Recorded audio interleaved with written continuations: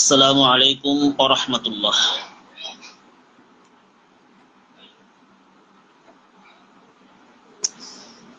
সম্মানিত দর্শক এবং শ্রোতা মণ্ডলী, আমি গতকালকে যে আলোচনাটা করেছিলাম, গত পরশুদিন যেখানে আমি আলোচনা করেছিলাম যে বাংলাদেশ রাষ্ট্রের মাথায় পতন ধরেছে, এই শিরোনামে একটা আলোচনা করেছিলাম।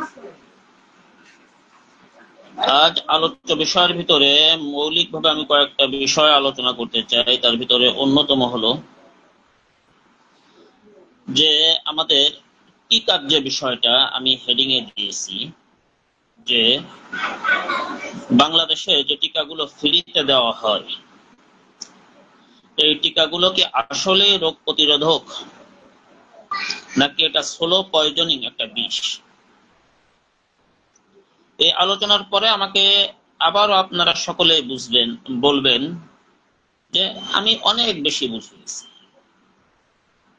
কেউ বলবেন সবাই একটা বোঝে, একই জিনিস বোঝে, আমি তার উল্টোটা বুঝি। কেউ বলবেন পাগলের পাগলামি, তাই তো আমার এই শিরোনাম। আপনি পাগলামি বলেন, বেশি বোঝা বলেন, উল্টো বোঝা বলেন, আমি কুরআন হাদিস এবং বর্তমান বিশ্বকে সামনে রেখে আমি যতটুকু উপলব্ধি করতে পারতেছি বর্তমান পরিস্থিতি, এই বিষয়টা নিয়ে আমি আমার বুঝটা আমি আমাদের জাতির মাঝে ছড়িয়ে দিয়ে যেতে চাই। হয়তো বা আমি দুনিয়া থেকে চলে যাওয়ার পরেও আমার এই জাতি একদিন বুঝতে পারবে যে হিদায়াতুল্লাহর বুঝকে আমরা উল্টো বুঝ বা বেশি বোঝা বা পাগলামো বলে উড়িয়ে দিতাম, কিন্তু না, আসলে এটা উল্টো বুঝ ছিল না, এটা ছিল আগে বোঝা। হিদায়াতুল্লাহ আগে বুঝছে, আমরা একটু পরে এসে এখন বুঝতেছি। একটা জিনিস উপমা দিলে সুন্দরভাবে বুঝে আসবে যে আমাদের টিকাগুলো আসলে কি আমাদের জন্য উপকারী নাকি ক্ষতিকারক। সর্বপ্রথম পৃথিবীর একটি মাত্র ধনী রাষ্ট্র দেখান যেই ধনী রাষ্ট্রে টিকাগুলো ফ্রিতে দেওয়া হয়, এমনকি বিগত করোনার টিকাও। আবার অতি দ্রুত নতুন আরেকটা টিকার ক্যাম্পেইন বাংলাদেশে শুরু হতে যাচ্ছে, সেটা হলো টাইফয়েডের ভ্যাকসিনেশন, টাইফয়েডের টিকা। এই টিকাগুলোকে আসলে আমাদের জন্য রোগ প্রতিরোধক নাকি আসলে সংক্রামক, এটা একটু আমরা বিচার বিশ্লেষণ করে একটু দেখে নিই। ধরে নেন, উদাহরণস্বরূপ আমার নাম হিদায়াতুল্লাহ, ধরে নেন যে কোনো একজন ব্যক্তি সে আমাকে হত্যা করতে চায়, আমাকে খুন করতে চায়, আমাকে দুনিয়া থেকে বিদায় দিয়ে দিতে চায়, কিন্তু ওই ব্যক্তি বিভিন্ন কারণে সরাসরি আমাকে আক্রমণ করে দুনিয়া থেকে বিদায় দিয়ে দিতে পারতেছে না বা হত্যা করতে পারতেছে না, কিন্তু সেই ব্যক্তি কি করলো? মোরগ পোলাও, বিরিয়ানি, এরকম উন্নত মানের কিছু খাবার রান্না করে আমার বাড়িতে হাদিয়া হিসেবে পাঠাই। আমি জানি ব্যক্তিটি আমাকে মারতে চায়। আচ্ছা, আমার বিবেকটা যদি সুস্থ থাকে তাহলে কি আমি ওই ব্যক্তির দেওয়া খাবার মুখে নিব? নিশ্চয় না, কেউ নিবেন না। কারণ সে তো আমার শত্রু, সে তো আমাকে হত্যা করতে চায়, এবং সমূহ সম্ভাবনা আছে যে ওই খাবারের ভিতরে আমাকে হত্যা করার জন্য সরাসরি বিষ মিশানো অথবা স্লো পয়জনিং দেওয়া, সমূহ সম্ভাবনা আছে। সুতরাং আমি ওটাকে গ্রহণ করব না। আরো তো দিচ্ছে ফ্রিতে। এক একটা করোনার টিকার দাম কত ছিল? 2022 না 2500 কত টাকা যেন শুনছিলাম। ফ্রিতে টিকাগুলো আমাদেরকে দেওয়া হয়েছে, নিতে বাধ্য করা হয়েছে। না নিলে এরকম ভাবে কোনো অফিস আদালত চাকুরি কোনো জায়গায় আপনি চলতে পারেননি। আপনাকে রাষ্ট্রের বাহিরে যেতে দেওয়া হয়নি, পাসপোর্ট দেওয়া হয়নি, ভিসা দেওয়া হয়নি। আবার ছোটকালে 6টা টিকা বাধ্যতামূলক, এই পর্যন্ত 6টা টিকার যে একটা টিকা এই বাহুতে দেয়। তা যখন বাহুতে দেওয়া হয় তখন ওই টিকাটা শতকরা 90 জন বাচ্চার বাহুতে পচন ধরে, জ্বর আসে। এর বাহিরে যে করোনার টিকার কারণে অনেকেই অসুস্থ হয়েছেন, অনেকের অনেক সমস্যা হয়েছে, আমি বিস্তারিত অতদূর যাইতে চাচ্ছি না।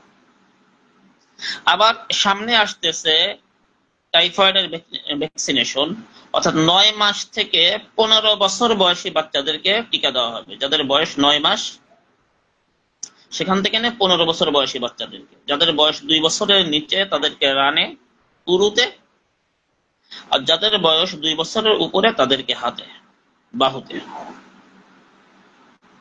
এর এক একটা টিকার দাম নাকি 8,000 টাকা।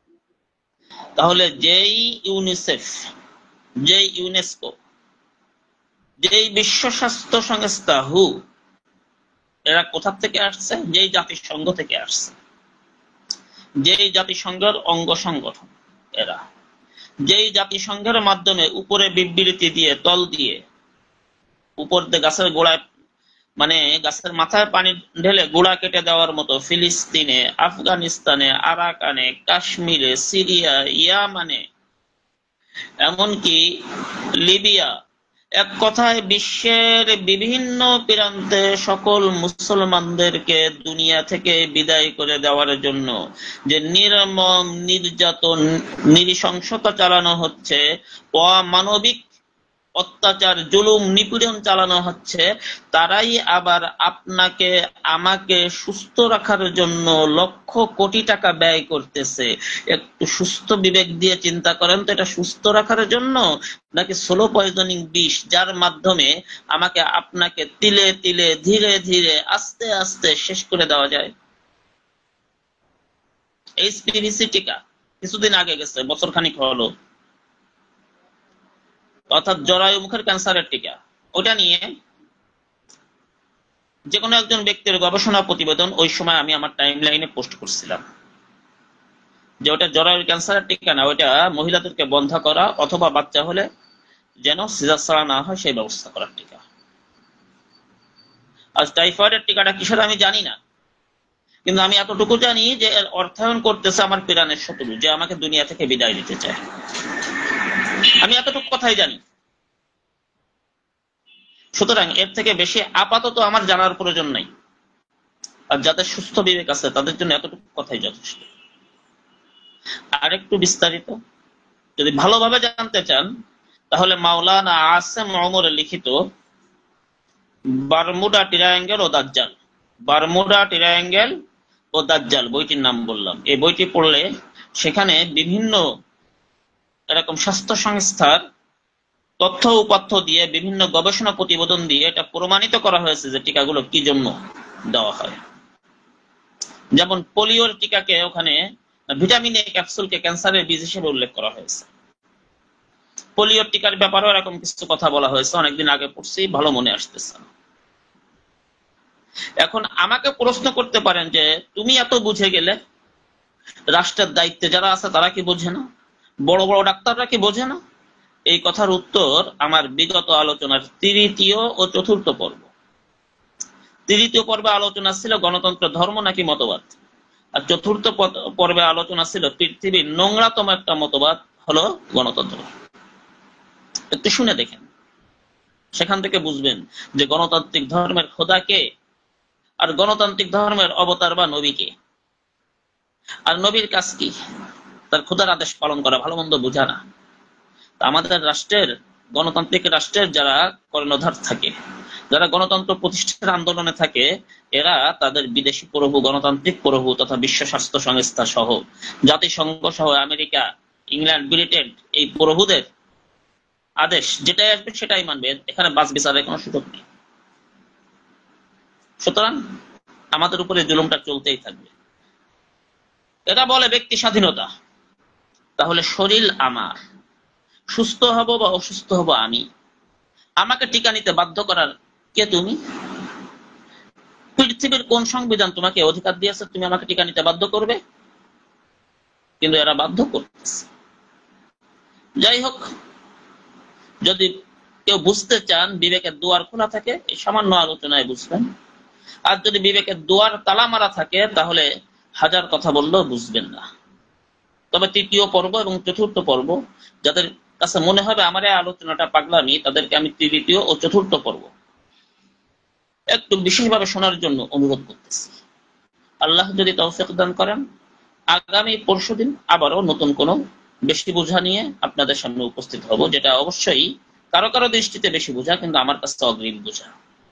আল্লাহ পাক আমাকে, আপনাদের সবাইকে সহিহ বুঝ দান করুক। ইসলাম ও মুসলমানের শত্রুদের ষড়যন্ত্রের ব্যাপারে হুঁশিয়ার হওয়ার তৌফিক দান করুক, বলেন আমিন।